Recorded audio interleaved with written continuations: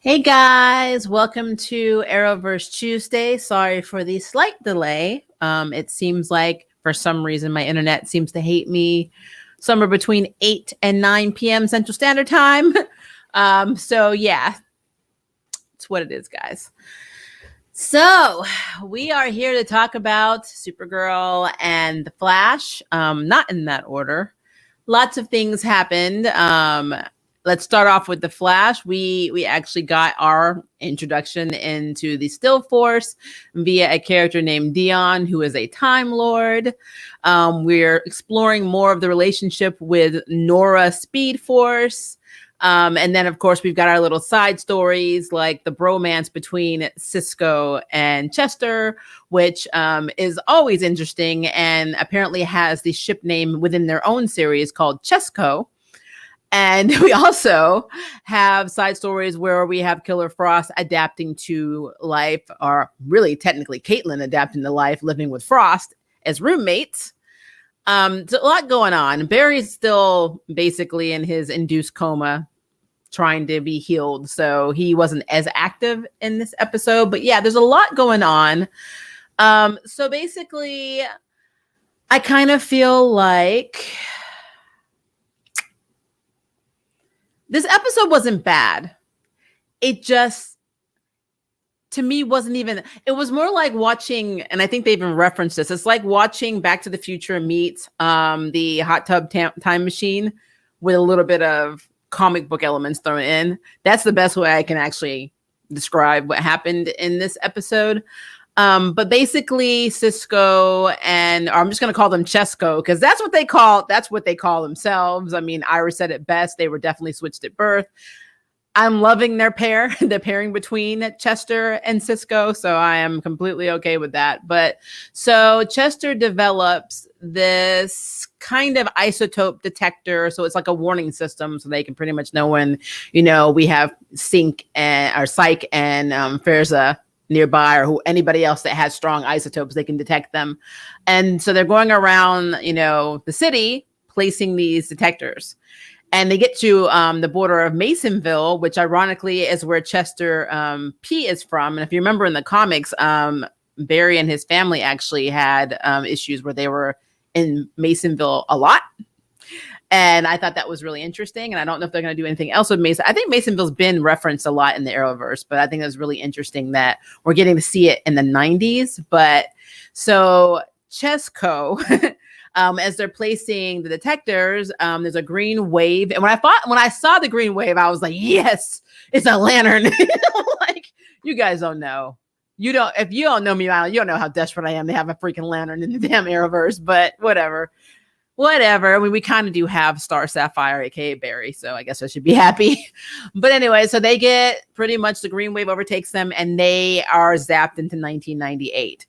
And I'm very impressed. I mean, I guess I can kind of suspend my disbelief that they potentially have cash on them to be able to buy the drinks and whatever that they were buying in this episode, because dollars haven't really changed, and then you could actually have a dollar bill or a $10 bill from 1970, 1980, whatever. But if they only had debit cards, I'm very confused on how they were paying for anything. But, that's just me. We never address the money in the Arrowverse, because in the Arrowverse, it doesn't matter if you have money or not, because you don't lose your house. You don't lose anything. You still can eat. You can lose everything. I am completely, desolate, but I went out to a 5-star restaurant with my woman the other day. That's literally how the Arrowverse rolls. So, I suspend my disbelief. So they are going around with the isotope detector trying to figure out the source of this green wave. I loved all of the homage to like Kid and Play and like the emo, like pretty much all of these stereotypes for the 90s kids in high school, which I graduated from high school in 1995, showing my age. So like I understood everything that they were doing, the crazy hair, the clothes, all that stuff. That is so 90s. I am completely okay with it because, again, that was my teenage years. So yeah, now I'm old, but it was really interesting seeing Cisco. And like when I saw Cisco and I saw Chester walking in the hall, it gave me like Fresh Prince vibes mixed with Kid and Play and House Party. So I was okay with that. But them going around listening to the wannabe rapper, and interviewing everybody. And then they come to find out that there is, they first thought it was this guy named Parker because, of the energy level, the isotope reading went off, but it's probably because he was he was actually near Dion. So Dion is a football player who gets injured and his future is pretty messed up. He ends up being a used car salesman. He doesn't like it. So he decides he's going to live his best life over and over again, the same day over and over again. And so he uses his time God, I can't say Time Lord because that's a Doctor Who thing, but time God abilities to basically control time. He has some awesome powers. I mean, if this was a Charm universe, I'd be like, Mel, you messing up. But so yeah, they figured out it's him. And what's interesting is that Chester has had kind of a bad relationship with his dad because he felt like his dad's work was more important than him. And so when he sees his dad, he doesn't want to approach him. And of course, Cisco does the whole pep talk because Flash is nothing if not known for pep talks. There's probably 4 or 5 in this episode just by himself because, we are all in training to be Care Bears. And so Cisco basically kind of, first talks and he's like, well, I'll go get it from your dad, and then, Chester's like, no, this is it's the last day he get to spend with his dad in general because his dad apparently goes off. He was going to Coastal City and gets into a car accident and dies, and he was working on something. And I really, my DVR literally cut off the scene. So I saw when Chester was opening these plans at the end of the episode, I didn't get to see the plans, so I don't know what they are. So boo on my DVR. But I did know he said I was going to finish your work or something like that. Dad, I would have loved to have known what was on the plan. So if you saw it, please let me know what you think that was, because I'm really curious on what that was. And I'm pretty sure it's very important to what's going on in this series.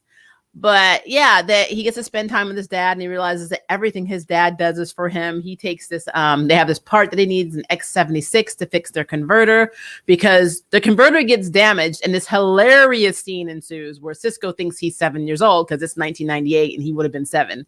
And he's running around and he's basically telling Chester, he tells Chester, you're basically a pervert trying to pick up a 7-year-old kid. It's hilarious. And what brought him back from the other side was that Chester referenced Game of Thrones. I'm like, you are a hardcore nerd when you don't even know who the heck you are.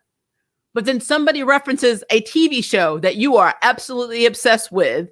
And you're like, I got my life back. I got my memories back. I know who I am based on a TV show plot. I mean, that's what it is, guys. It's what it is. That is some Cesco stuff. So Chesco, I guess, or Chesco love. But yeah, so long story short, his dad won't give Chester the part after they have their bonding moment. And he instead threw the part in the trash because his Chester was going to need that part in the future and he would find it and it would teach him, adventure, looking for treasure, being resourceful, which is really cool. And, he kind of, goes to this whole thing of realizing my dad did everything for me. It helps when his dad's like, I do everything for Chester. They have this awkward hug too, which I thought was interesting because dude did not know that was his son, grown up, and he's hugging all over him.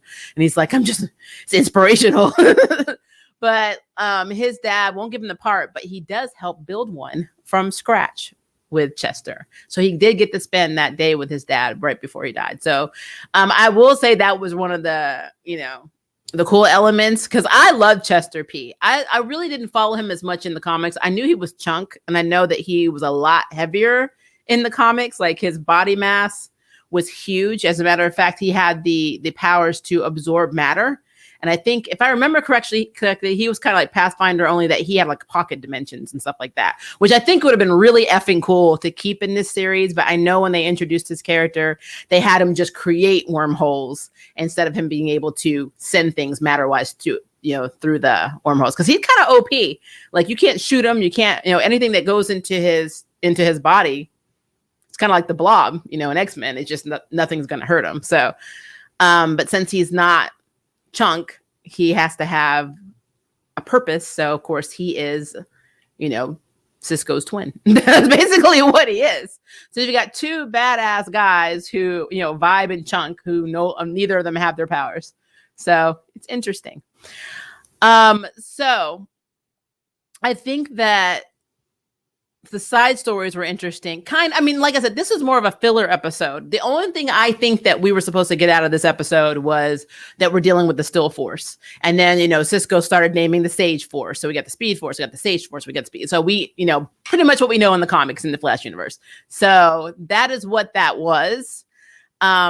The whole thing with Nora, the Speed Force acting like Nora, the Speed Force having this emotional attachment to Barry, wanting to be accepted, having emotional issues, thinking Barry wouldn't want, basically the Speed Force to take on that form.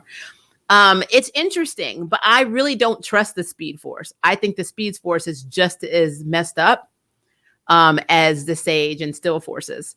And I think that they are all on a power play with each other to take each other out. That's what I think is going on. But again, Arrowverse does its own thing. Whatever. But overall, I think Chester tried to use his in training Star Sapphire Care Bear training, powers that he learned from Barry to try and talk down Dion. And he does convince Dion, because at this point, Dion he was letting it go. He was doing some WandaVision stuff with Wanda where she was stretching out the hex. He was stretching out his time, God ability. So where that green wave was going, it was bringing dinosaurs. I think we saw the Titanic. Literally everybody had a different genre in Star Labs, which was hilarious. We had, I want to say that Frost was either a hippie or someone in the 80s, but kind of hippie-ish. Caitlin looked like a 1970s school teacher. Then we had, I want to say 1950s dapper, Joe, and then Iris rolling in with her fro from the 60s, which feels pretty good on her, and throwing up Black Power signs. I was like, I'm good. That's amazing. I'm completely down with that. I'm like, you should let Iris dress like that all the effing time. I'll be down with that. But because of Chester's Care Bear powers, I'm going to keep saying it because it's what it is, our in training powers, he did manage to talk Dion into letting him let go of the past and, basically make your future the way you want. But what Dion heard was, oh yeah, I can control not only my shiz, but all your shiz. You just made me a villain. I'm like, you are not getting into the Care Bear Star Sapphire Club right now, Chester. You're still green. You're still green. It's because Barry was asleep. That's what that was about. So, yeah, I'm pretty much the Still Force is now a villain. I'm like, it's just what it is. Dion's a villain. The whole thing about Caitlin and Frost trying to live together is hilarious. They really are yin and yang. So, I mean, it went exactly the way I thought it would be, or I thought it would go. Frost was redecorating the whole apartment. Caitlin already getting annoyed by it, and they didn't stretch too much into it, but yeah, Frost is living her best life, and Joe had to break it to her that Home Squeeze is coming to try and arrest her because nobody in Central City will do that. He's like, you need to lay low. This woman is not playing. And Frost's like, she wants it, bring it. And I'm like, oh Lord, here we go. Here we go. So I already know we're gonna have a lot of Frost centric episodes. So it's I'm like, I really want us to have more Flash. And I'm not talking about Barry. I mean Flash in this series. It's why I get so frustrated, because they do add cool things. It's almost like an Easter egg hunt. You're like, oh, okay, that's the Still Force. You're just always looking around to see what you can find. But this was such a filler episode. The whole talk between Iris and Norris, especially at Nora at Jitters, it's so reminiscent of something they would have said in season 1 and something they would have said in season 2. Just Barry dealing with the fact that Mama is dead and that, how it influenced him. And he has his burrito blanket. It's just, okay, we get it. I understand. I am not going to judge that. I lost my mother to cancer, so I get it. I understand, but man, come on, guys. I mean, come on. So yeah, and we can talk a little bit more on the Flash after just in a sec, because I'm just like, living my best life in a bubble. Because it's just what it is. Let's talk about Supergirl. Lex is trying to pull some Tobias Well stuff, and it kind of worked. He literally, that's the wrong example, because Tobias would have never been arrested. Let's be real. Tobias is the ultimate Arrowverse villain. So Lex Luthor basically became Trump in the Supergirl episode. What that means is he literally started telling the truth about how egotistical and how power hungry he is, and how, whenever you get success, somebody comes around and tries to tear you down. He literally is on trial. He made Tessmacher's tell a whole testimony, because he literally represented himself in this. Basically looked like a deranged ex-lover who had a wet dream and jilted by the one man that she could never have. Just literally made her look stupid and obsessive and crazy. I I kind of feel like I missed my Lena and Cara eye sex this week, because of course Cara is in the Phantom Zone. Now, in the Phantom Zone, something is confusing about this, and I will say this again because maybe I misheard it. But she runs into her father. Her father's alive. So technically, Cara didn't lose her parents. They just weren't with her, which is really effed up, because if her dad was in, before Argus, if he was in the Phantom Zone while she was in her pod, the entire time she was in the Phantom Zone originally, they were near each other, didn't even realize it. And that is so messed up. But I thought she said in this episode, she said that my mother was alive in Argo City. Unless I'm crazy, I could have swore that Argo City got destroyed along with her mother in Crisis. So how is her mother still alive unless Argo City's back? Now, remember, guys, I have not followed the last season. I have not followed season 5. Not really with 4. So I could just be talking out of my bunghole right now. Yes, I said that. But I could have sworn that she was killed. So unless they reborn, or all Argus is back, which could be the case, I could be way off kilter here. Let me know in the comments when I look over there. I'm going to look and see if you guys know, in Supergirl's lore on the Arrowverse, is Argo City back, and is her mother still alive? Because that just kind of stood out to me. I'm like, I could have sworn they all died, during Crisis. So I was confused about that. But yeah, so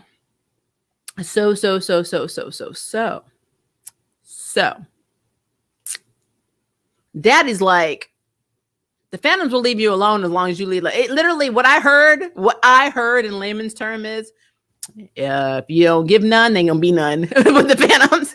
Because the Phantoms are kind of like creepier versions of Harry Potter Dementors. So they prey on your fear, and they make you have issues. It even looks like they're blowing, or sucking out your soul and your whatever. They're Dementors. They just don't have the robes. So the Phantom Zone has Dementors. And I kind of feel like that's appropriate in a way. But they find at the beginning of this episode a vampire named Silas. Because every vampire in freaking Arrowverse is CW. Every vampire, every coven has a Silas. The originals has a Silas. Actually, he was in Vampire Diaries too as a Silas. There was another series where there was a vampire, and I can't remember the name, but his name was Silas. I think there was an episode of Supernatural where there was a vampire with John who was named Silas. So why would this one not be named Silas? I don't remember a vampire named Silas in the comics from Transylvania, I think they said. I don't remember every comic book character, guys. I'm a human being, so I have to go look that up. I didn't have time for that. So, but Silas seems cool. Silas is our queer representation outside of Alex and Kelly, kind of. And it should be Cara and Lena.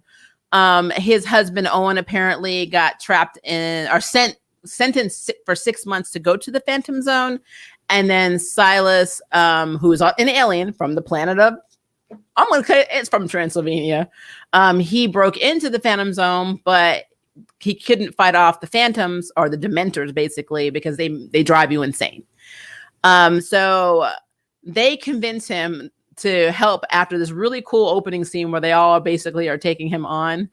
And, Martian Manhunter, my boy John, he gives him a pep talk saying, just be the guy we think you are. And he's like, they're trying to get him to build this machine. And he's like, this took me at least 6 months. And then before I even tested it, they're trying to make him do it in a day, which is messed up. And then of course, Martian's in his feelings because, his baby girl, Cara, because that's pretty much his daughter. So it's like Alex is gone and he wants her back. So, Magon's like, you're acting more like a father than a soldier. And I'm like, that's because he is a daddy. I mean, leave boy alone, girl. But yeah, he was in his feelings. I didn't like how he talked to Silas, though. I felt bad about that.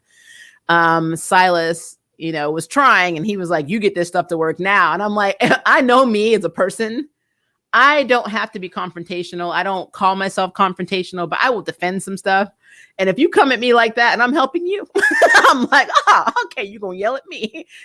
Here is the keyboard. Here are all the readings. Have fun. I'm out. I may have this on my conscience, but I don't feel guilty about my husband. So I'll feel guilty about everything else. I don't need this crap. So sometimes I think that these characters forget that the people they have helping them is a voluntary thing. It is not, I am not on the DO payroll. You are not my boss and you can bite me. And that's literally how I feel whenever I see scenes like this. But he took it. I don't know why. It's the writing. But I do love the fact that we had a Care Bear. We have somebody who's training to be a Care Bear / Star Sapphire as well. And that is Kelly. She's been doing that from day one. So she came in, pep talked Owen up, and he was able to do it because, trauma only lasts so long. Brainiac also had to do it for Dreamer because Dreamer was feeling like her powers were inadequate, that she wasn't able to sense, Cara with her mother and her sister not around. She wasn't able to interpret her dreams, which is true because she originally didn't think she was going to become Dreamer.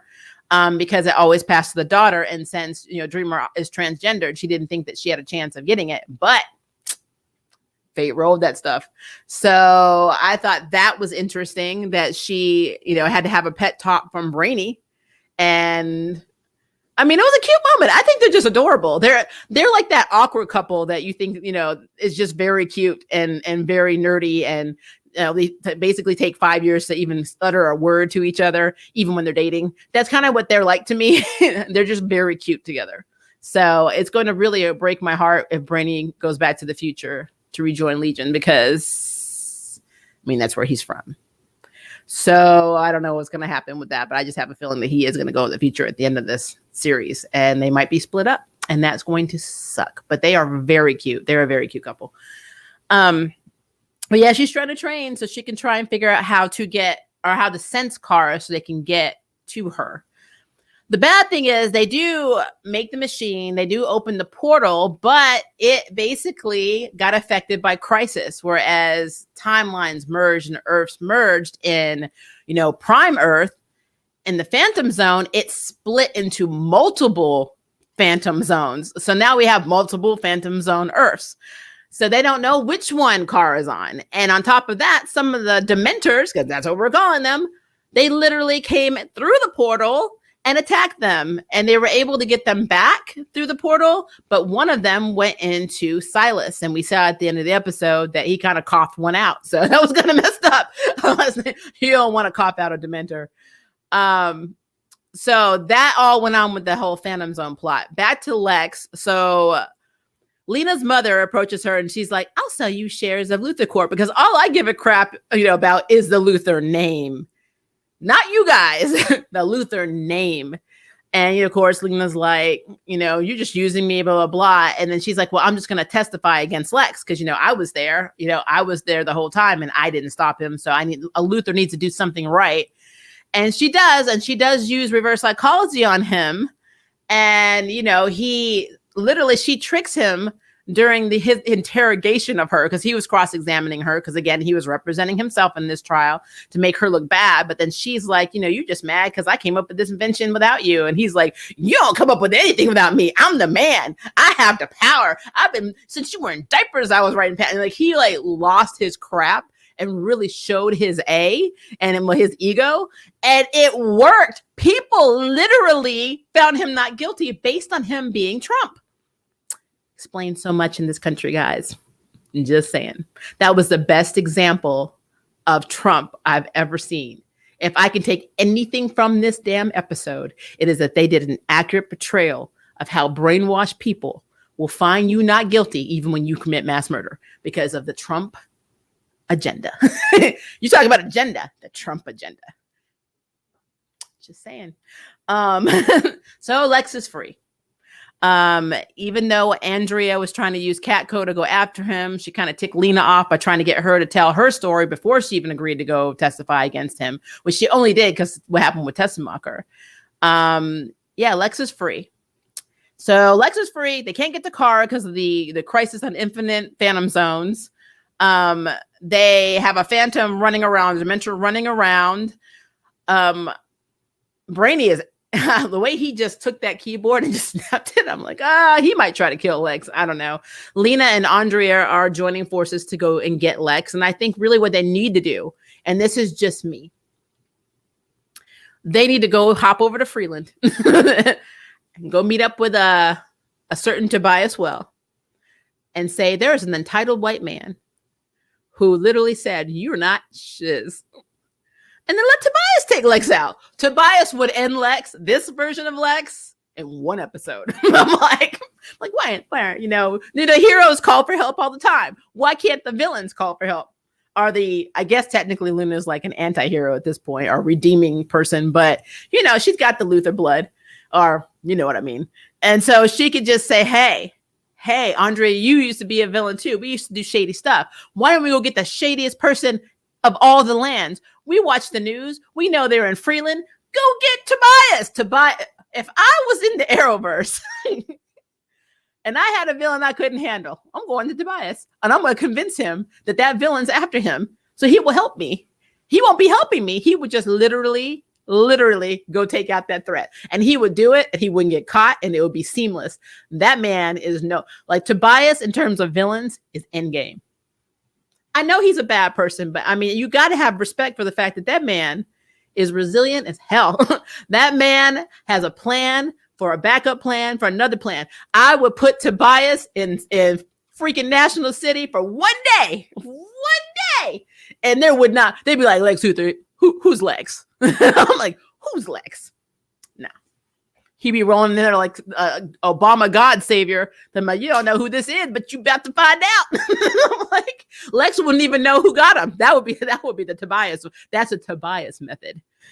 He bewailed. So, guys.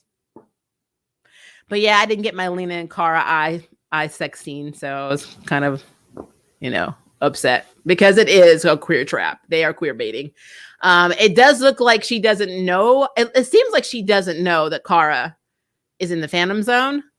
That's what it seems like to me. Just like, I don't know if I missed this, guys. When did Alex tell Kelly that Cara was Supergirl? I know they kept talking about telling her, but did I miss this? I could have missed this. My DVR is not reliable sometimes. So did something happen in our last Arrowverse Tuesday that Maria did not talk about that I missed? Because I did not remember this conversation. But now she knows. Like, did they just do that behind closed doors and we just did because the series is ending? We didn't get that. I don't know. I'm just saying. That was very interesting. I'm thinking it happened off screen, and I'm thinking there was no drama at all because Kelly didn't seem mad. She was supportive, whatever. So, I don't get that. But it's fine. It is fine because I do not remember that scene. I feel like we missed chunks. I feel like they filmed it and they just forgot to put it in the episode, like maybe in the last episode. And so we're put in a position where we're just assuming these things happen. I do not like that, guys. I do not effing like that. As long as Kelly has been in this show, and I had to research it because again, I stopped watching after season 2. Jimmy's sister has been there since Jimmy was on the show. And you mean to tell me you finally came clean about you lying to your girlfriend this entire time about who Supergirl was? Because it's a lie. You are withholding the truth that everybody else. She's the only one in the room that didn't know. It almost feels like you didn't trust me. That's drama all in itself. If we had another season, that would have been 4 or 5 episodes right there, them just trying to work out their relationship. And I'm telling the truth because that is the CW, formula. So you mean to tell me Kelly's so cool with being lied to? She's just like, oh, it's all good. I still love you, Alex. I mean, stuff must be good. That's all I got to say. We being real tonight, guys, because yeah.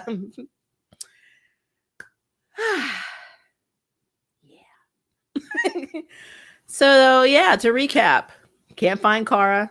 Her and Daddy are trying to find a way to use the portals there. Their plan is to steal a Phantom or a Dementor. That's what I'm calling them, to get out of the portals, because they're using the portals like they're just, like it literally looks like they're going to an escalator. But they're just popping from one place to another. So they're gonna kidnap a Phantom somehow between the two of them and write it out, I guess. I don't know. And then we have people trying to, Alex is having issues, but it's okay because, again, she's got Kelly. So we have to basically get Cara back, deal with the fact that Alex is having issues not saving her sister and having a breakdown. Martian is now not going to be a daddy, but he's going to be a soldier. Lex is Lex. Lena and Andrea are going after Lex, and we got a Dementor / Phantom running around National City that they have to deal with. So the preview for the next week's episode is going to be interesting. The only reason that I was interested in it, though, it looked like Lena found out that Cara was missing, and she was crying, and she's like, "My girl, I can't make sex eyes to her if she's not here." I mean, I guess you can, but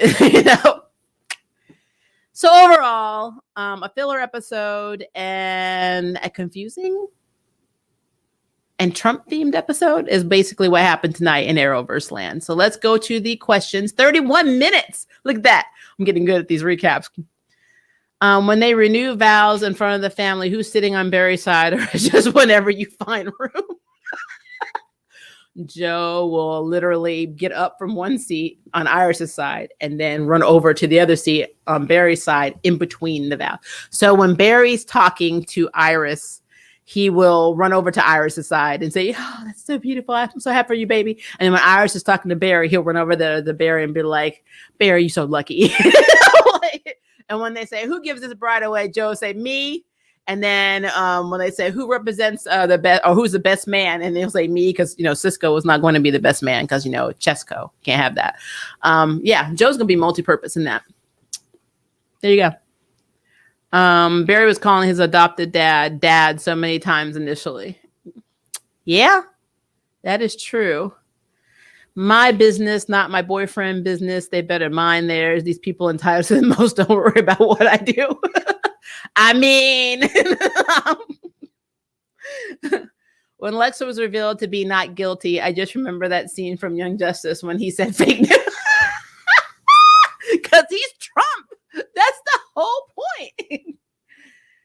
In regards to Barry and Iris, just like I said to Blur Without Fear, Barry lived in the room down the hall from his wife with her dad as his foster dad. Barry went to all the family reunions. I mean, you're not wrong. Now, again, if you watch my Iris video, should she really be team leader or whatever, I do point out, though, they are still not biologically related.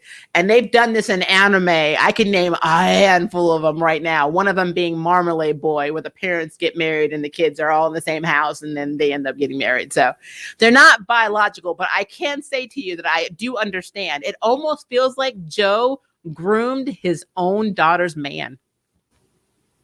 And that's creepy. I'm like, creepy. Apparently, Alex must be the bomb in bed. I mean, I'm saying, because girl was like, "I accept all of your lies." I'm like, no. Why is it even her business who Supergirl is? Because she's dating Supergirl's sister and she wants to be in the club. Look, Ray. Black Lives Matter. Especially in the room where almost everybody is either white or an alien. Because yes, Martian Manhunter's taking on black form, so is Morgana, but they white and green. So you got to have the actual black character in on the stuff. Don't be racist. Kelly always seems like she's on Ambien. She's the plug as a therapist. She's still all the time. I mean, she can write her own prescriptions. I mean, can they do that? Huh. Maybe not. They could lie, I guess. I don't know. I'll ask my therapist if she can write her own stuff. While Cara is MIA. Let's see. Hold on. Last episode, Lena told her she should because she needed an anchor.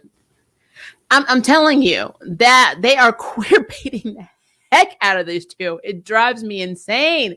Just put them together already. Yeah, I don't remember her telling Kelly. So Ray, you said off screen. Yeah, it didn't happen. It did not happen. Let's see. I felt Ray Alexander. Yes, Flash made incest canon. It's not incest, Kevin, unless they are really related. When they are related, that is when stuff gets real. like when your kid's coming out with 5 like arms sticking out of your eyeball, that's when it gets real. Both Brainiac 5 and Vision have been used by their respective predecessors in the past. Very true. Very true. Then again, Barry married his sister he grew up with, so I guess we these times. I mean, if Brainy pulls with Dreamer what Captain America did with the Carter family, I'm gonna barf.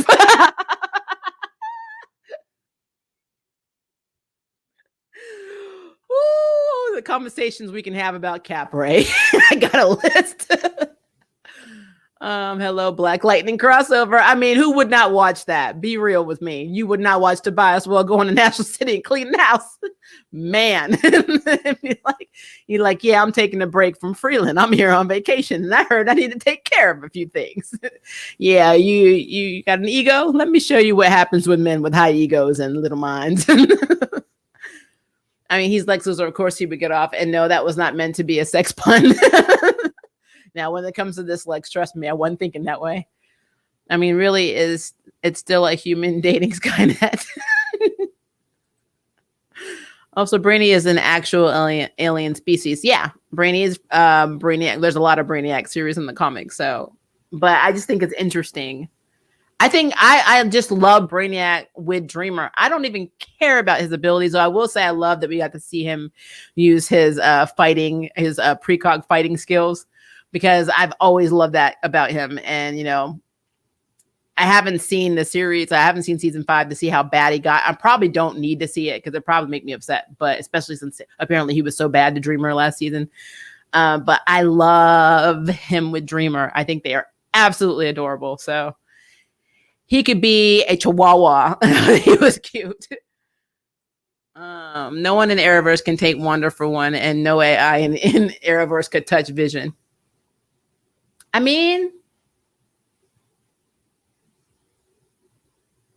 depends. So I will say this. I will say, depending on what Earth and what series you're reading in the comics, Cyborg would give Vision a run for his money. I know Vision has a lot more abilities, but Cyborg could mess some S up, some shiz up. So, but I do agree. Vision is kind of, when it comes to AI, he is very OP. And that is a good thing, which is always interesting. So many people love Vision. They love how OP he is, but any other character like Shazam, Superman, whatever, they get so annoyed at how OP they are. And I'm like, how is that different? I've never understood that. I've just never understood that. So I asked a dumb question. What's the real difference between Dreamer and Brainiac 5 versus Wanda and Vision? Not really much, except for... Because like in the DC universe, we have an equivalent of Nexus beings, but Dreamer's not technically on the level of the DC equivalent of a Nexus being. No, she is pretty, well, she eventually will become OP. And I believe her sister, if I remember, her sister actually she studies to be a witch. So really her sister is kind of the Agatha, but not evil of the comic. So she ends up getting like witchcraft and because she doesn't have, Dreamer ends up inheriting the powers.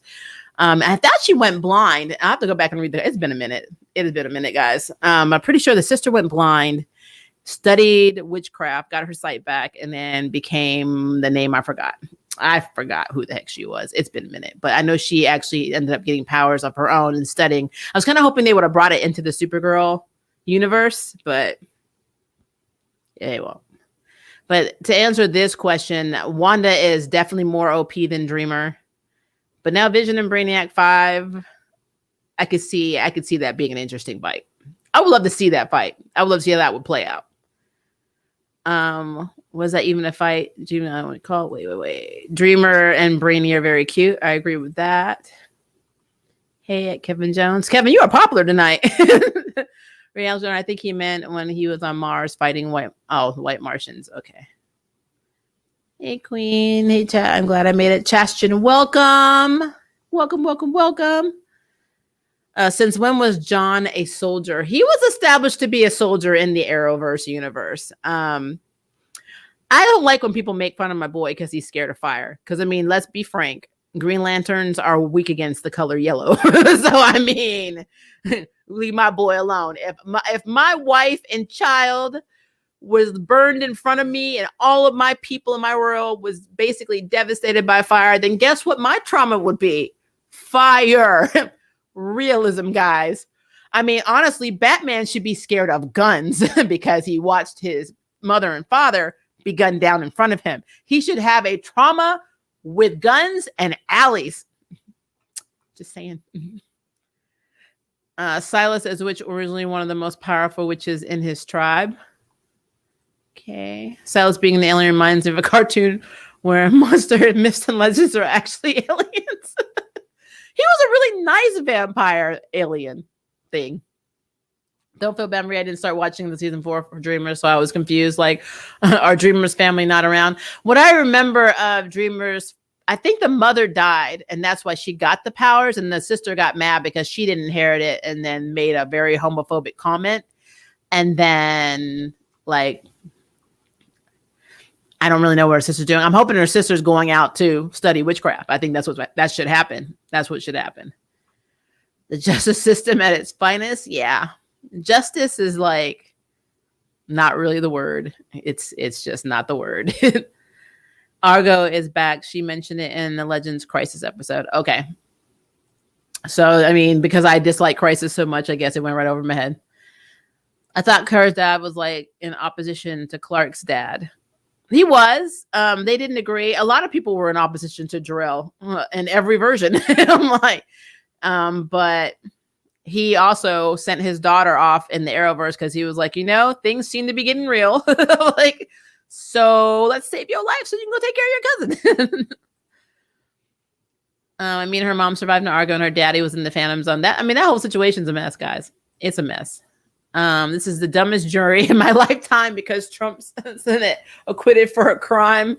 His hands were red and then laugh out loud. I mean, they are the dumbest fictional one, but let's talk about them trying to impeach Trump. That was, the second round. They basically voted against it, even though the man literally incited hate from the moment he got in the office and literally made speeches telling people to march on the Capitol.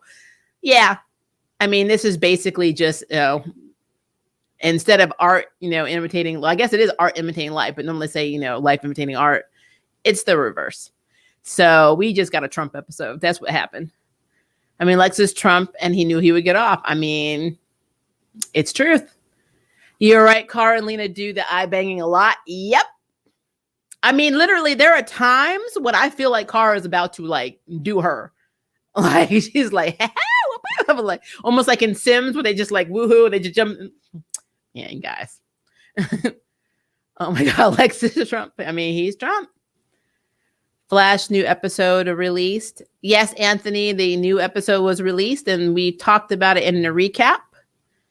And I appreciate what Iris was trying to do for Nora, but having your dead mom living with you is weird. Yeah, I thought that was very weird that Iris would think that he would be okay with that when he has so much trauma, even to the point where, he originally went back to save her from Thawne and then decided to let her die. So re-traumatizing himself.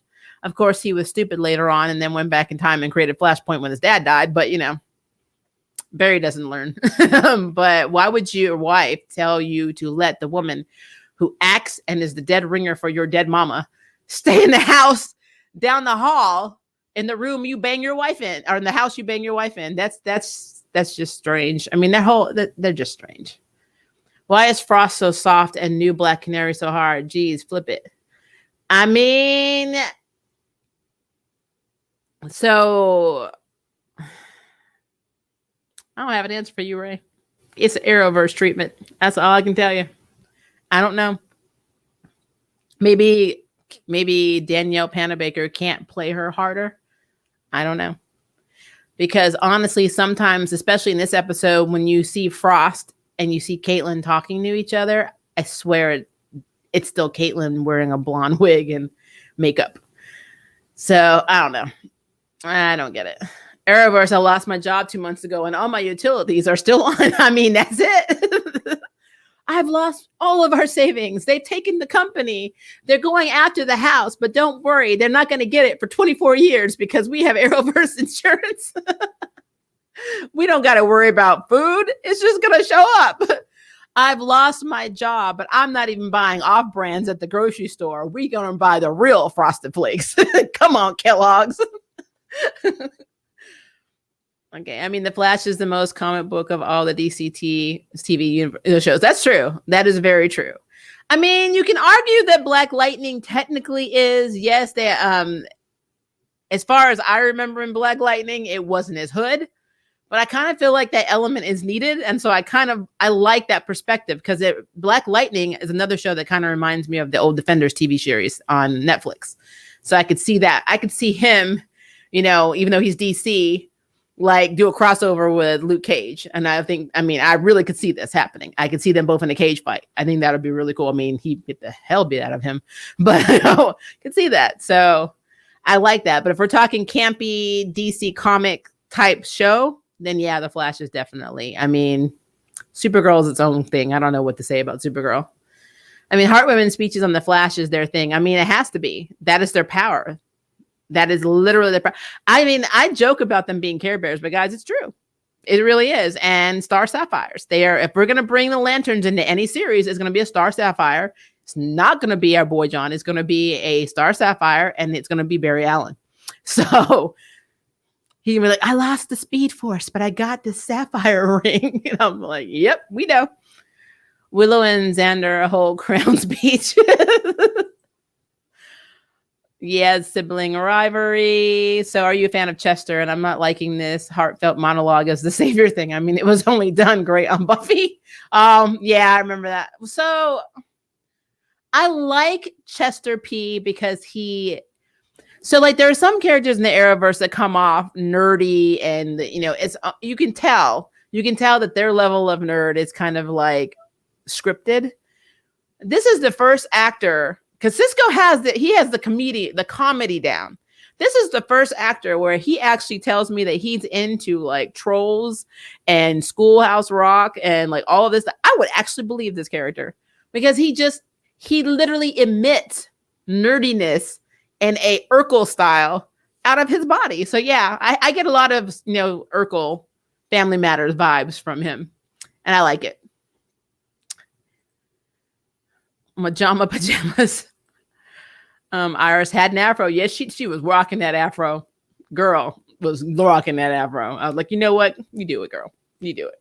Even Joe was like, baby girl. I'm like, you're making me think back to my childhood. I don't like how he was saying. First when he looked at her, I'm like, wait, hold up. That's your daughter. We ain't doing that. Chester used his compassion to save the day. Yeah, but he also used his compassion without training to create a supervillain. You mean we haven't seen the Speed Force dark side? Yeah, we're about to. We're about to. You think Dion will become a villain in the future? Hell yeah. I'm like, yeah, absolutely. The moment Chester had with his dad was super sweet. I agree with that. Supergirl took a page out of The Flash when it comes to speeches. I know. Brainy did one. We had the whole interaction with Cara and her dad talking about, the father I know would never give up. And if it ever have to crawl and walk one more inch every day to get further to escape, I'm going to do it. And I'm like, all right, girl. Okay. You've been talking to Barry. I'm like, but yeah. And of course, Kelly just does them. I think Kelly's like a fortune cookie. She's got them everywhere. She's like, oh, you having a problem? What's the issue? Let me see what the cookie says today. Nerd power. The Flash loves its emotional speeches. I mean, I really feel like the writers do that on purpose to drive me insane. I am all down for this, guys. I don't hate these shows. I just make fun of them because they're funny. Because in real life, if you're about to be killed, and just say you're a comic book character, you're in these situations where the city's about to effing explode. First of all, as a minority, let's be real, we would have been all the way out. We would have been out the city long before. What, the city's gonna be gone in 2 hours? Okay, we're gonna get on this red eye. I'm like, let me know how you handle that. We can rebuild. Like, tell all your friends to get up and get out. But now doing these motivational speeches, like, you don't want to do this. What would your mother say? What would your wife say? Man, I am crazy. I'm like, I get time for this emotional stuff. I didn't talk in therapy. Am I talking to you? And I don't even like you. I'm like, no. Mm-mm. Nope. Deanna has become super OP. I agree with that. Oz vibes and fashions for the win. I love the 90s fashion, I'm telling you. I couldn't believe Chester and Cisco went into a high school and no one stopped them. No, that's the 90s. You could have walked into my high school. I went to performing arts school, and you literally could walk in those doors and not the principal. We didn't have a security guard, nothing. Nobody would stop you. It wasn't until all the mass shootings got really bad that they actually started doing that. So, but yeah, I had never even heard of a school shooting, and it probably happened. But again, I graduated high school in 95. So, we didn't live that life. My biggest issue was somebody hitting me in the head with a hacky sack, in the lunch, in the courtyard during lunch by accident, and then wanted to fight. So, that is believable for the 90s. Not now. I mean, you can't even get in the parking lot without a pass here. But that I could actually believe. My problem was they came out rolling out with takeout. Like, he had a to-go drink. And I'm like, what did you pay? How did you pay for that? Did you just carry cash with you? It's like, who does that? That's really interesting. It was kind of filler, but good filler. Okay. I think I'm going to go back to the bottom now, because I think I got all the questions at the top. Every time I see Vision and Wanda or Dreamer and Brainiac 5, I'm reminded of Heavy Metal animated movie when the robot said women that achieve that big O with mechanical assistance usually feel guilty after. I remember Heavy Metal. That was a long movie, and it had a lot of Barbarella vibes. So you were absolutely correct.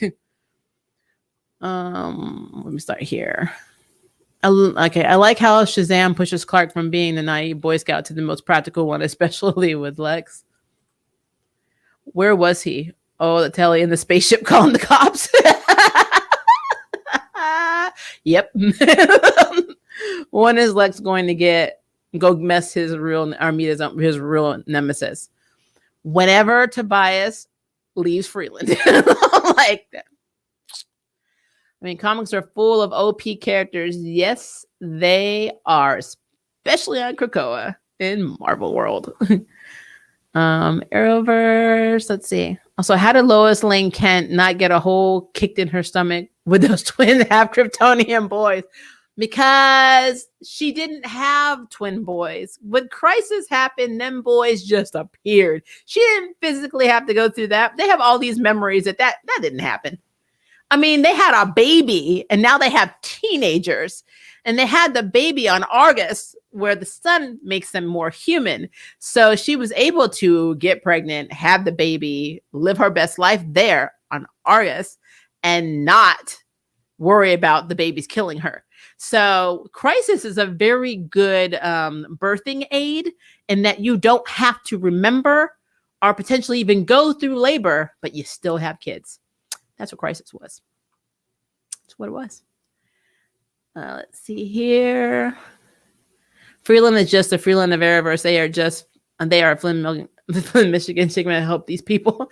No, I'm telling you, Freeland is where they should send Lex, because they should do a villain exchange program.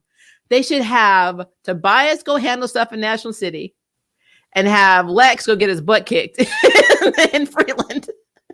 Because it will be one day. Lex Luthor could not go to Freeland under any circumstances and live. So many videos that can be done. Captain America in the MCU alone. Don't get me started. when I got adopted cousins and they've been in my family their whole life. Yeah, like I said, you can have, so you can adopt kids, you can have, like, it just depends how you see them. They established that Barry was into Iris before his parents even died. He had a crush on her the whole flipping time. So, I mean, I don't really know. I don't know. Maria, that's what fan fiction is for. I read a lot of it, so you're absolutely correct. Oh God, are we under the aliens in this universe pecking order too? Potentially. ATN is high off the Flash and Supergirl, and I love it. So guys, when Maria has a very stressful day at work, I go right into, because I literally had an hour before the show started. So I got off at 6, had dinner, watched the shows, took my notes, started a little bit late. We started at 35 instead of 9:15 today because my internet was being weird, but was working on the internet. So I've literally been nonstop since 6 a.m. with my lunch break and a 15-minute break. And, you know, I'm salary, so it doesn't mean anything. But I've literally had Zoom calls. I sat in Zoom calls for about 9.5 hours today. So yeah, I think I'm a little high because I'm exhausted. So now I'm just in hyper load. I think all of this is adrenaline. And when I'm done with this stream, I'm going to pass the F out. And that is what's going to happen. But I'm really glad that I'm entertaining you because I'm funny. Like, will you do a stream on Kung Fu? I probably will because I really do intend on watching that show. So if it's not a stream, it'll definitely be a video. So we'll see. The only true issue that I have with Barry and Iris is that when Eddie was alive, she chose him. It was only when he died that she chose him. That's true. But to be fair, Eddie looks more like the Flash in the comics, so she really chose Barry. And just look at it that way. Barry found his wife at the family reunion. Ray, I told you about trying to kill me when I'm tired. Didn't Alex smash White Canary? Oh yes, repeatedly. And then did the walk of shame? And Sarah was like, "What's wrong with you?" I'm like, I do this like every week. Let's see. They are from the same family, so it will be all their relatives because that's his sister, anyways. Barry's family dynamics are very odd. Yeah. Barry was calling his adopted dad so many times. Okay, I think I already read that one. So let me go move back down. Ba-ba. I'm begging for Maria to hit the jug of water under her desk so I can scream, yes, it's my drinking game with my partner.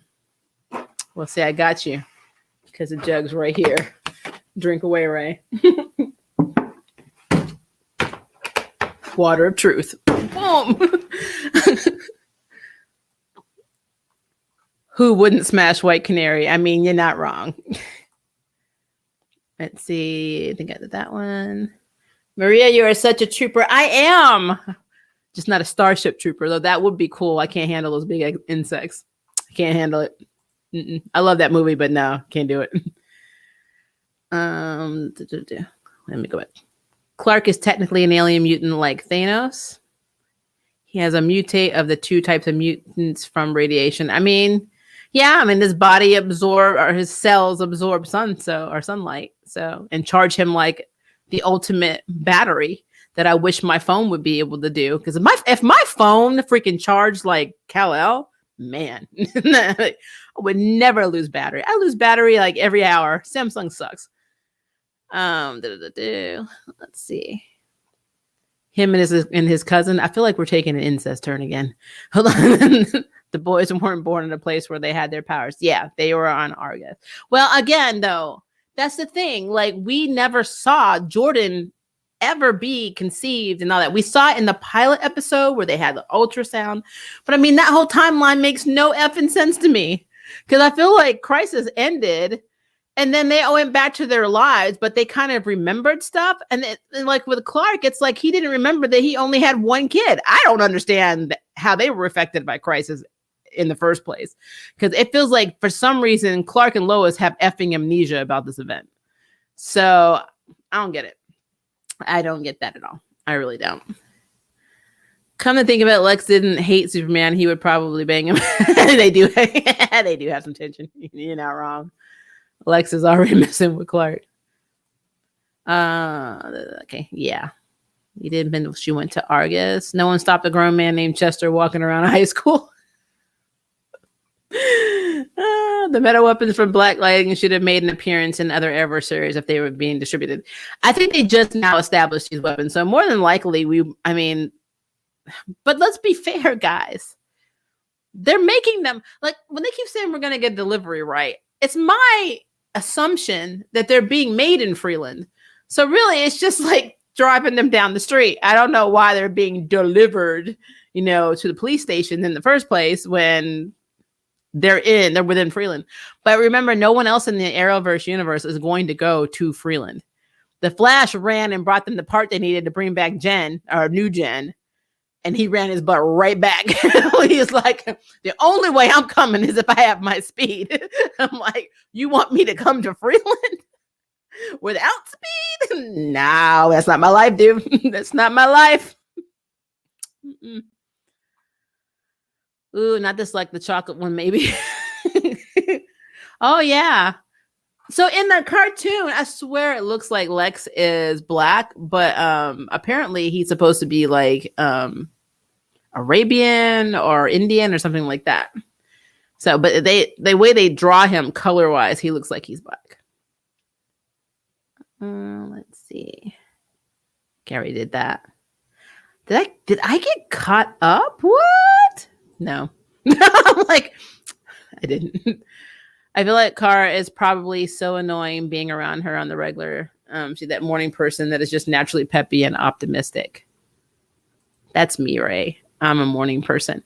But to be fair, I'm also insomniac, so sometimes I don't sleep, and so I might just be high. They can't afford to make these meta weapons, but they can't rebuild out their city. Because you see, they don't invest in their community. Hence why Freeland is doing so poorly to begin with. They need to invest in their businesses like Gotham does and Batwoman, which makes no sense at all. At all. Yes, in the Superman animated, he was hot. He was very charismatic. He really was. He really, really was.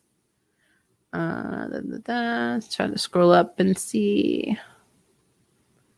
Okay. Dion dress code was the real villain.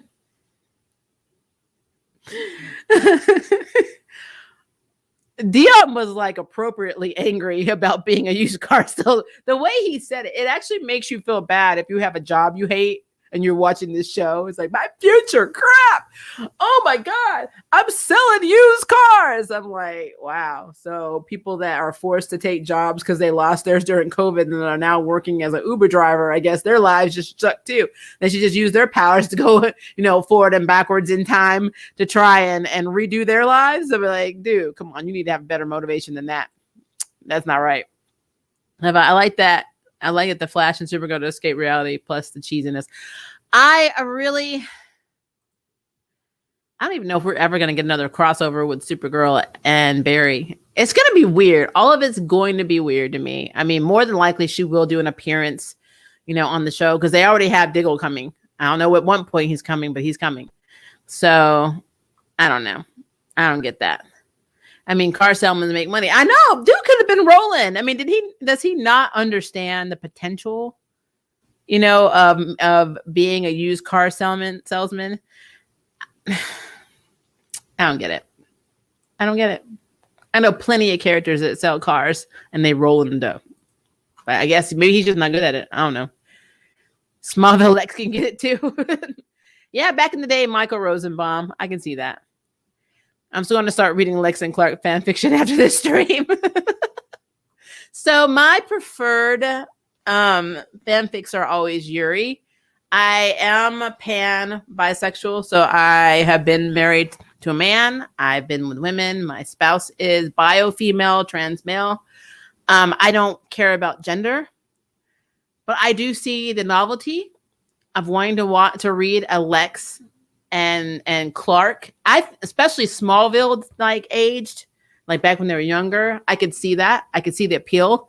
There are a lot of characters that I would pair up, honestly. If I, because quite frankly, this is gonna sound really weird, but I would 100%, if I could pair up Chester with Cisco, because I feel like they'd be the best damn couple in the whole series. They would they're not even bros to me. I really think Chesco is their ship name. And now I'm going to see after this episode who's going to write fanfics about them, because they are. They are. Let's see. Okay. Love the reference to Under the Dome. Oh yeah, we've been under the dome. Yeah, there are a lot of series where they get stuck in like freaking force field, but Under the Dome was one of the most popular ones. I could have said we've been it would have been funny if you said we've been Kandar. I like hard reality, so watch Black Lightning and Batwoman. I like them all. I mean, again, there's so many. Like, I'm a huge fan of realism in comics, but then there's sometimes where you just really like the elements of stories like Shazam, because Shazam is not a hard movie. It's just very cool. It takes you out of your zone. Yeah, there were parts of it where like, wow, these people could really die, but it's that campy, kind of, it gives you the feels when you watch it. You're the person that's like the underdog ends up being OP, and you're just like down for, you're rooting for them. Because I always root for the underdogs. I just really like that. I really, really like that. And so I kind of see it though. I see it both ways. I mean, I am a true Batwoman, Batman, anything that has the gritty nature. I'm just not ever going to be one of these people. Like, there's so many toxic, people in comics, especially, they're like, oh, well, I got to put this character against this character because like Batman's infinitely smarter and he has a contingency plan for everybody in the Justice League. That makes him this, and you're stupid if you don't do that. Or, Martian Manhunter sucks, and the Flash could beat Martian Manhunter, even though Martian Manhunter could phase through. It doesn't matter because he could just go through and make another Flashpoint. I'm like, if I hear one more whiny argument like this, I swear to God, I'm going to jump off my balcony. Enjoy the characters. Enjoy the story arc. Stop trying to bat in the sun these people. It's a really good YouTube channel. Bat in the Sun is very cool. Stop. I do like the idea of pairing up and having them fight each other, but not to the point where it becomes toxic. That stuff, man, it's a little too much for me. Arrow was too much. I need Killian for the series. So depressing. Arrow was only depressing for Oliver. I'm like, if all of them ignored him, their lives would have been infinitely better. Because Oliver, pre Oliver being stranded and learning to fight and getting with the League, do all the crazy things, getting with the blah blah blah, all the crap he did. He was boring, and he was a playboy, and he wasn't the brightest, he was the silverest and brightest fork and spoon in there. So like, why are you listening to him? I'm like, no, he only does brute force. Just stop. Just stop. But then they didn't. And because they didn't, this is why they had bad and crap lives. I'm just saying. Speaking of heroes, you should check out Dreadnought by April Daniels, a transgender superhero. Oh, put that in the comments so I remember to do that. Because I do. I still have my Spotlight one, so I'm going to have to try and catch up on those as well. I feel like Cisco should be family. Like these girls and him, I don't see it. I lived that in high school. Come out Cisco and vibe. I mean, yeah, I do like when the guy was like, you talk like my dad. And like, we're 16 and 17. I'm like, no, you're not. No, you're not. Hey, I just came to give you a catch the replay once I watch the show. All right. Thanks for coming, Blue. I appreciate it. Martian Manhunter superpower is waiting to after the fight to join the team, but after he did with the White Martian's last Martian. In the comics, though. No, okay. So real talk in the comics, I always reference this. I love when Lex Luthor was doing a presidential speech, he's running for president. and he was doing a speech, and Martian was looking at him. He was all the way in Watchtower in space, and he was like, I don't like what this Ms. MF is saying. And he literally took over his mind from effing space and changed the dialogue. That is badass. I'm sorry. People underestimate Martian. They really do.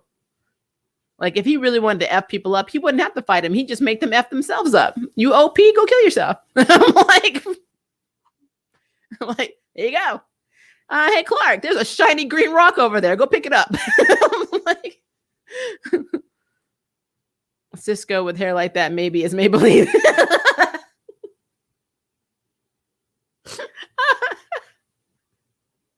I just see him doing the herbal essence commercial. Okay, I gotta stop.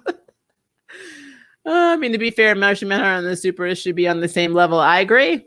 I absolutely agree. But they can't. Whenever you have a titular character, they always have to be the strongest, which is why Arrow bothered me. I read a story that was just released, not a story, a news drop that said that they're trying to find a new Arrow. CW can't let it go. Just can't let it go. Let's not forget Miss Martian is far more powerful a telepath than John. Yes, absolutely. 100% true. I need them to start incorporating more. Well, first of all, again, they need to bring lanterns into this universe. I do not understand how a lantern has not been brought in at all. You don't have to go for Hal or Kyle, or, even if you don't want to put John in, don't put John in. You don't have to do this. You can bring in some of the lesser known lanterns, but why are there no lanterns? It's like when I was watching the Snyder Cut. I was like, all right, so we're watching the Snyder Cut and we see one lantern in the Snyder Cut. Why in the H did we not see any more? And I'm not going to go completely hardcore talking about this because I don't know who's watched it or not in here, but I was upset about that. I'm like, you cannot tell me they did not assign a lantern, in the modern age. At that time, there's no Earth assigned lantern. That doesn't make sense to me. So, I mean, they act like it's a problem with the rights, but I mean, Warner Brothers and DC are working in, contingent with each other. So why can't we use a lantern that it's not popular if you want to put something in, or make one of your characters a lantern? I don't get that. I'm having issues with no lanterns. I want to see what happens when the characters have to face off against Black Lanterns. That would be epic. But no. Wish they would have brought in Lobo instead of just a reference. I agree. They're just not doing things correctly in there. I mean, I really need to understand why we don't get the characters that we want. I don't know if it's a DCEU thing and they're like, no, we have them reserved for future movies or what. But I mean, unless you got them in the pipeline, it's stupid. And it doesn't make sense because you already have a Flash in DCEU and then you have a Flash in the Arrowverse. So you already established they're different Earths. So I don't understand, but whatever. Why the Guardians send the D-class lantern to take on the head of the New Gods. I mean, you're not wrong. You're not wrong. I got questions too. I think I already read that one. What were your thoughts on Krypton? I only got to see the first season, but I liked it. Well, first half of the first season, what I'm saying. So, I think the first 5 episodes or 6 episodes. Is that where I stopped? I really would like that show. The only reason that I stopped watching it is we had to change internet providers because the building we moved in, which is the one I'm living in, we lived in the other building. They're connected. They changed what channels we can get. And so we didn't get Sci-Fi after that. So everything that came on Sci-Fi after that, we weren't allowed to get. And it wasn't streaming anywhere where I could get it at the time. So I was so behind on Krypton, but I really did like it from what I saw. The first 5 or 6 episodes was really good. And now my girl from Krypton is going to be Kate Kane. So I guess it worked out. The showrunner from the last few seasons would have been hired to do this whole thing. I need to know. I don't know. I have a theory on what's going to happen in The Flash, even though it might be silly.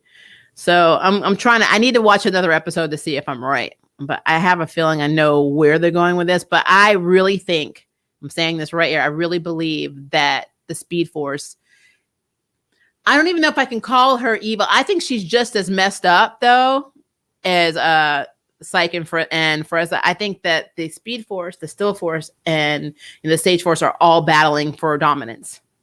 That's what I think is happening. But I think there's something else to that.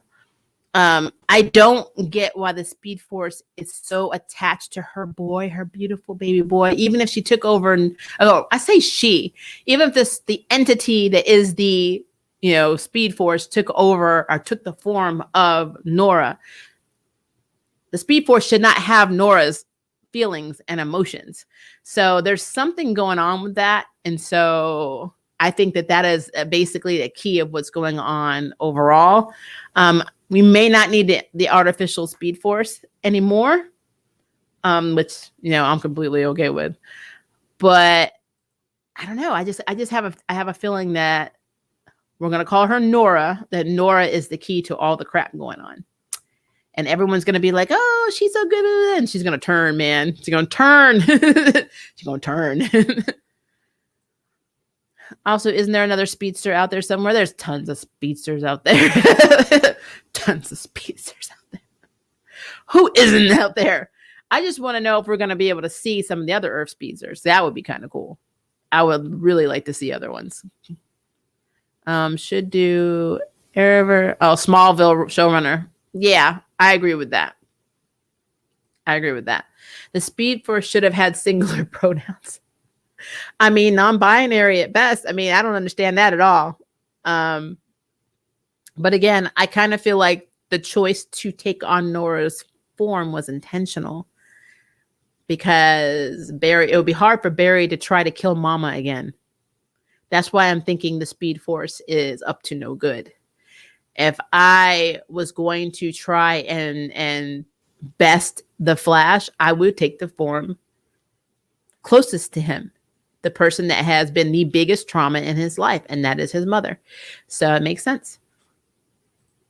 If Nora turns bad, then Barry will have even more trauma. Yep. I mean, I think that the Speed Force is thinking there's no way you can kill me again. And so it's a thing. This Nora thing is so weird. It is really weird. Let's see. You already did that one. Water of truth again, guys.